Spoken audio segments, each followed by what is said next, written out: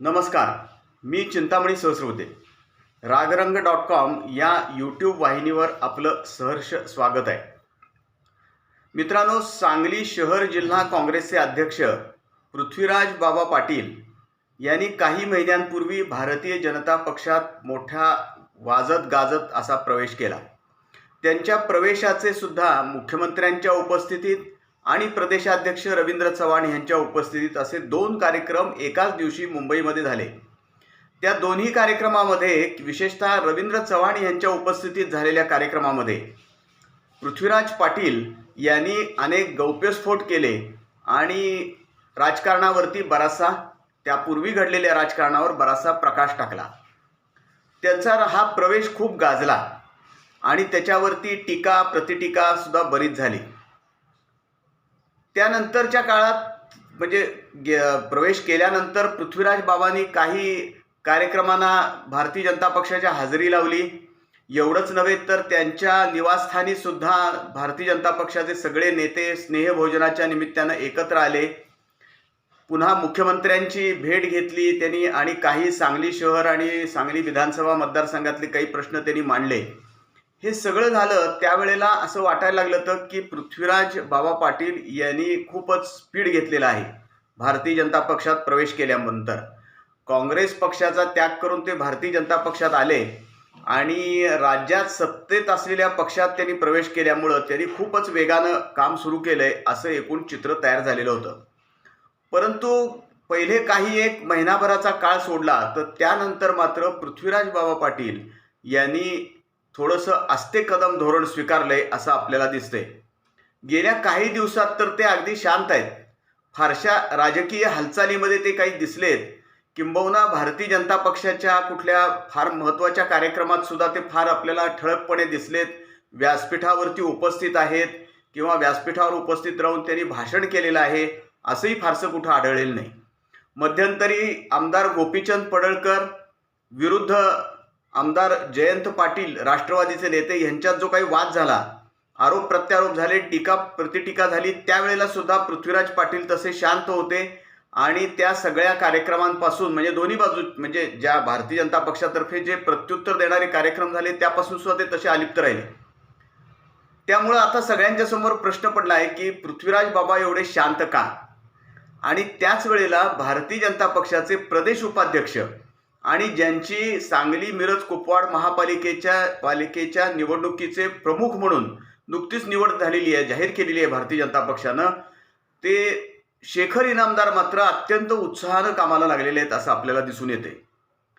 पृथ्वीराज बाबांनी बहुधा असा विचार केलेला असावा की पक्ष नवीन आहे, आत्तापर्यंत आपण काँग्रेस पक्षात काम केलं, काँग्रेस पक्षाची ध्येय धोरणं विचार लोकांच्यापर्यंत पोहोचवण्यासाठी आपण काम करत होतो. आता हा पक्ष एकदम वेगळा आहे, सगळे कार्यकर्ते नवीन आहेत, सगळे पदाधिकारी नवीन आहेत आणि त्यामुळं आपण ह्यामध्ये फार मोठी अशी पुढं करणं हे बरोबर नाही असं त्यांनी अत्यंत धोरणीपणानं ठरवलेलं असावं असा एक कयास आहे. आणि त्यामुळंच त्यांनी सध्या तूर्त तरी शांत राहायचं, टप्प्याटप्प्यानं हळूहळू कामाला सुरुवात करायची. त्यातच असं माहिती मिळाली की त्यांचे संस्थेत अंतर्गत काही प्रकल्प चालू आहेत, ते अनेक शिक्षण संस्थांचे प्रमुख आहेत, काही विश्वस्त निधीचे प्रमुख आहेत, त्या संस्थांचे सुद्धा काही महत्त्वाचे उपक्रम सुरू आहेत आणि त्या व्यापामध्ये सध्या पृथ्वीराज बाबा अधिक गुंतलेले आहेत अशी माहिती मिळाली. त्यामुळेही कदाचित असेल, परंतु ते तूर्त तरी जरा भारतीय जनता पक्षाच्या ज्या सगळ्या प्रचारी कार्यक्रम चालू आहेत, सध्या तर नगरपालिका आणि नगरपंचायतीची निवडणूक चालू आहे, त्या सगळ्या प्रचारी कार्यक्रमापासून थोडेसे पृथ्वीराज बाबा पाटील अलिप्त आहेत असं आपल्याला दिसतंय. आणि त्याचं मी म्हणतो असंच कारण कदाचित असेल किंवा अनेकांचा जो अंदाज आहे की अगदीच कानामागून आली आणि तिखट झाली अशी जी आपल्या मराठीत एक वाक्प्रचार आहे तशी कोणी म्हणू नये. आणि भारतीय जनता पक्षातले जे जुने पदाधिकारी आहेत, जुने नेते आहेत, मुरब्बी नेते आहेत, त्यांनाही असं वाटू नये की नव्यानं आलेत हे आणि हेच पुढं सगळं करतायत आणि पालकमंत्र्यांच्या सगळ्या प्रत्येक कार्यक्रमातही हे हजर असतात असंही कोणाला वाटू नये असा कदाचित त्यांचा अंदाज असेल. कारण पृथ्वीराज बाबा हे अत्यंत धोरणी, मुत्सद्दी आणि चतुर असे राजकारणी आहेत. गेल्या 10-12 वर्षामध्ये त्याच्यापूर्वी त्यांनी शैक्षणिक संस्थेच्या माध्यमातून, काही विश्वस्त निधींच्या संस्थांच्या माध्यमातून खूप काम उभं केलेलं आहे. वैद्यकीय क्षेत्रात काम केले, शैक्षणिक क्षेत्रात त्यांनी काम उभं केले, कोरोना काळात सुद्धा त्यांनी मोठं काम केलं, महापुराच्या वेळेला सुद्धा काम केलेलं होतं.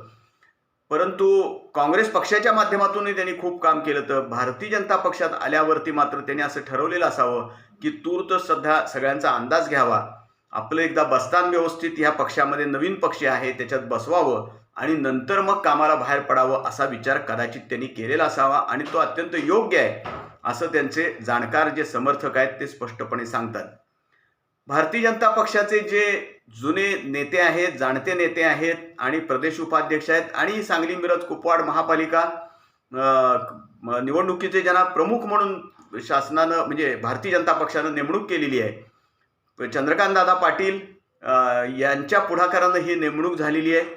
ते शेखर इनामदार मात्र सध्या अत्यंत उत्साहात आहेत आणि एकूणच ही निवड झाल्यानंतर त्यांच्या गोटामध्ये प्रचंड उत्साहाचं वातावरण होतं, ते आजही कायम आहे.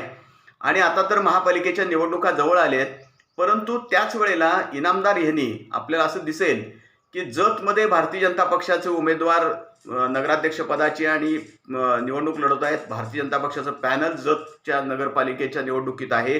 आटपाडी नगरपंचायतीच्या निवडणुकीमध्ये भारतीय जनता पक्षाचं पॅनल आहे. परत नगराध्यक्षपदाचे उमेदवार आहेत. विट्यामध्ये नगराध्यक्षपदाचे भाजपचे उमेदवार आहेत आणि पॅनल आहे भाजपचं. पलूसमध्ये आहे, त्यानंतर आष्ट्यामध्ये आहे, इस्लामपूरमध्ये आहे, म्हणजे ईश्वरपूरमध्ये आहे. या सगळ्या ठिकाणी म्हणजे जत असेल, आटपाडी आहे किंवा विटा आहे, पलूस आहे आणि ईश्वरपूर आहे, या सगळ्या ठिकाणी शेखर इनामदार यांनी धडाकेबाज प्रचार केला, प्रचारामध्ये भाग घेतलेला आहे. अजूनही ते भाग घेत आहेत. प्रचार अजून चालूच आहे या सगळ्या नगरपालिका आणि नगरपंचायतीच्या निवडणुकीचा आणि त्यामुळं प्रत्येक ठिकाणी ते बैठका घेत आहेत. पालकमंत्री चंद्रकांतदादा पाटील यांच्या उपस्थितीत जे कार्यक्रम झाले, विट्यात झाला, आटपाडीत झाला, जतमध्ये झाला, पलूसमध्ये झाला, त्या प्रत्येक कार्यक्रमामध्ये ते व्यासपीठावर उपस्थित आहेत. त्यांनी भाषणही केलेली आहेत त्या कार्यक्रमामध्ये आणि हिरिरीनं ते प्रचार करतायत भारतीय जनता पक्षाचा असं आपल्याला दिसेल.